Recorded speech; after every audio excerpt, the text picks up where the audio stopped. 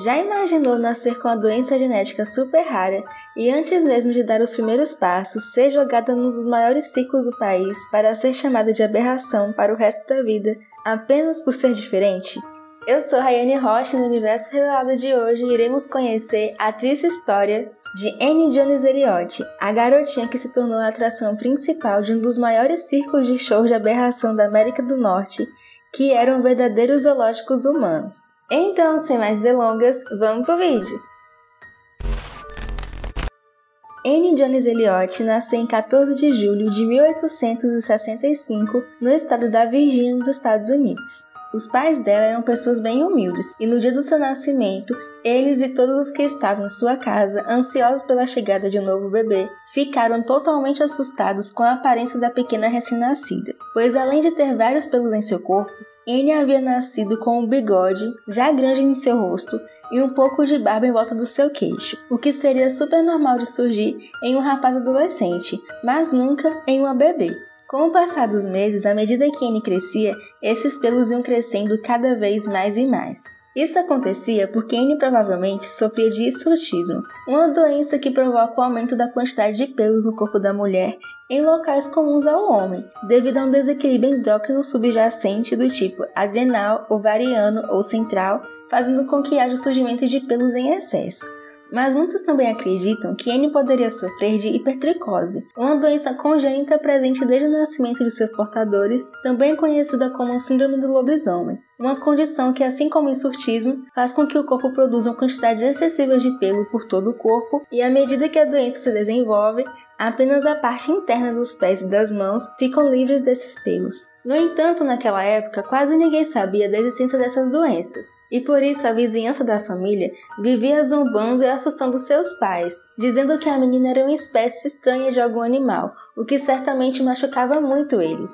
Mas embora estivessem perturbados com a condição da filha, com o passar dos meses, acreditando que nada nessa vida acontecia por acaso, eles viram em Annie uma oportunidade única para sair da pobreza e mudar de vida. Acontece que Annie nasceu num tempo onde nos Estados Unidos e na Europa, mais precisamente na Grã-Bretanha, haviam muitos freak shows, também chamados de show de horrores ou show de aberração, que eram os circos que mais se pareciam com os zoológicos humanos, que lucravam através da exibição desumana de pessoas ou até mesmo animais portadores de algum tipo de anomalia relacionada a mutações genéticas, doenças ou deficiência física. Nesses circos, as mulheres barbudas eram classificadas como a atração principal, e junto com outras pessoas que tinham aparência em comum, todos eram vistos como uma verdadeira fonte de horror e espetáculo. Para vocês terem ideia, durante o século XVI e XVII, pessoas com nanismo e gigantismo eram frequentemente empregadas como espetáculo nas cortes reais da Europa. Mais tarde, esses espetáculos nas cortes reais serviram de inspiração para espetáculos secundários no século XIX, que eram na verdade zoológicos humanos disfarçados de circos que apresentavam pessoas que sofriam de muitas doenças raras que afetavam sua aparência. Por conta disso, o boato de que havia nascido uma menina com barba e bigode logo se espalhou por todo o estado da Virgínia, até que chegou aos ouvidos de P.T. Barnum, um showman americano que surgiu em Nova York na década de 1830, que depois de se tornar diretor do grande teatro científico e musical de Barnum, virou administrador do Museu Americano de Scudder, um local que apresentava o que chamavam de aberrações, como o general Tom Thumb, um anão que mesmo em sua idade adulta tinha apenas um pouco mais de 91 centímetros de altura, e Cheng Yang, os gêmeos siameses que eram extremamente inteligentes. Com isso, Barnum estava sempre à procura de uma nova atração, e assim que soube da barba da pequena Annie Jones, ele não pensou duas vezes e foi correndo procurar os pais dela. Ao encontrá-los, Barnum ficou fascinado com a ideia de lucrar em cima da aparência da menina, e logo fez questão de oferecer aos pais dela um acordo com duração de 3 anos, em que ele pagaria a eles $150 por semana, em troca de que Annie se juntasse à sua exposição de aberrações em Nova York. De início, os pais dela ficaram muito na dúvida e não concordaram muito com a ideia, pois ela tinha apenas 9 meses de vida. Mas logo Barnum, cheio de malandragem, conseguiu convencer os pais dela, dizendo que a condição de Annie era na verdade um talento incrível que deveria ser visto por todo mundo.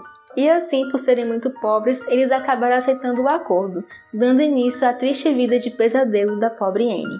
Com apenas 9 meses de vida, Anne acabou sendo levada para Nova York em 1866, onde foi anunciada como a criança Esaú. Ela recebeu esse apelido porque o nome Esaú era geralmente aplicado a indivíduos que sofriam de escortismo no século XIX, sendo uma referência ao personagem bíblico Esaú, que era neto de Abraão, irmão de Jacó. Já que, de acordo com o livro bíblico de Gênesis, quando Esaú nasceu, ele foi especificamente notado por ser uma criança mais peluda. De início, por ainda ser uma bebê, a mãe de Anne a acompanhou em Nova York, mas pouco tempo depois, devido a uma emergência familiar, ela precisou voltar para casa imediatamente e, por isso, Anne foi colocada sob os cuidados de uma babá contratada por Barnum. Durante esse tempo, Anne foi exposta aos olhares curiosos de muitas pessoas, trazendo grande lucro para o circo, e por isso ela acabou sendo sequestrada por um pseudocientista que queria fazer alguns testes psicológicos nela. O sequestro durou cerca de 3 semanas, deixando Barnum extremamente preocupado. Mas toda essa preocupação dele não era porque ele gostava da menina, mas sim porque uma das suas principais fontes de renda estava prestes a desaparecer para sempre. Mas felizmente, com a ajuda das autoridades, Anne foi localizada sendo exibida numa feira de uma igreja. Só que mesmo depois de encontrá-los, seus pais teriam dores de cabeça ainda maiores, pois o sequestrador afirmou que ela era filha dele. E assim, depois de muita confusão, o caso teve que ser levado ao tribunal. Mas antes de testemunhar, o juiz da sessão separou Anne do resto das pessoas e quando a garotinha entrou no local e viu seus pais, ela correu diretamente para os braços deles, toda feliz, e assim ficou fácil declarar o homem culpado por sequestro e fazer com que a menina retornasse à família. No entanto, mesmo depois de tudo isso, os seus pais a levaram de volta para o circo. 2 anos depois, em 1868, quando Anne tinha 3 anos, o prédio que abrigava o Museu Americano de Scudder foi incendiado. E devido ao grande prejuízo, Barnum decidiu se aposentar dos espetáculos, o que afetou muito a família de Anne. Só que pouco tempo depois, Barnum decidiu voltar ao show business novamente. E um novo espetáculo chamado de O Grande Museu Itinerante de Barnum, Zoológico, Caravana e Hipódromo foi criado. Mas por ter um nome muito longo, esse espetáculo ficou mais conhecido como o maior espetáculo da Terra, onde Anne voltou a ser exibida. Nos anos seguintes, já na década de 1870, aos 5 anos de idade, Anne viajou por toda a América com ele, sendo anunciada ainda como a criança Esaú. A essa altura, como ninguém podia aparar seus pelos, a sua barba e bigode já estavam se transformando em uma barba cheia com costeletas. E tomando consciência de quem ela havia se tornado, Anne decidiu deixar os cabelos crescer até que assim ele pudesse combinar com a sua inusitada barba.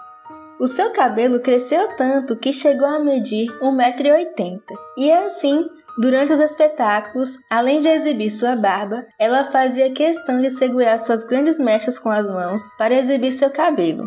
A partir daí, Anne ficou cada vez mais conhecida e finalmente todos começaram a chamá-la de Mulher Barbada. E pouco tempo depois, Anne Jones se tornou uma das mulheres barbadas mais famosas do mundo, sendo fotografada e apresentada em muitas revistas e cartazes por toda a América e Europa. Com o passar dos anos, Anne continuou a aparecer nos espetáculos de Barnum, e ainda adolescente, aos 15 anos, ela se apaixonou e se casou com seu primeiro marido, chamado Richard Elliot. Richard trabalhava no circo como baker, alguém contratado para ficar do lado de fora do circo, anunciando em voz alta sobre as maravilhas que deveriam ser vistas lá dentro, atraindo os espectadores. Acontece que Richard era muitos anos mais velho que Anne, e por isso os pais dela fizeram de tudo para que eles não se casassem.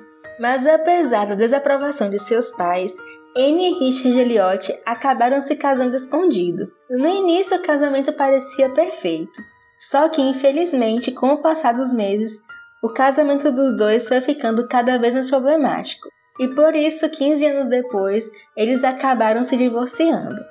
Durante esse período, Barnum ficou muito doente e antes de falecer, ele deixou o circo nas mãos de Anthony Bailey e outros sócios, que passaram a ser os novos patrões de Anne. O divórcio em 1895 provocou uma grande mudança na vida dela. Ela, que agora tinha 30 anos de idade e nunca havia conhecido outra vida além do circo, começou a questionar e se preocupar sobre o uso do termo show de aberrações para descrever os tipos de circos itinerantes que ela tinha estado durante toda a sua vida. Nos anos seguintes, ela começou a fazer diversas campanhas para tentar convencer os donos de grandes circos dos Estados Unidos, como Bailey e os Ringling Bros, a abandonar o uso da palavra aberrações em seus shows, pois ela sentia na pele o quanto esse termo machucava todos os seus colegas. Foi também logo após o colapso de seu primeiro casamento e divórcio que Annie se casou com William Donovan, que, assim como Richard, seu antigo esposo, ficava do lado de fora do circo para atrair clientes. Annie conhecia Donovan desde que eles eram crianças, e tendo crescido juntos no circo, ele também não concordava com a forma de como as pessoas que se apresentavam lá eram tratadas. Por isso, assim que se casaram, eles tomaram coragem e deixaram o circo de Bailey Barnum para poder seguir se apresentando de maneira independente como uma dupla. Apesar de não fazerem tanto sucesso como no circo que eles haviam deixado, Annie e William se apresentaram não apenas na América, mas também pela Europa.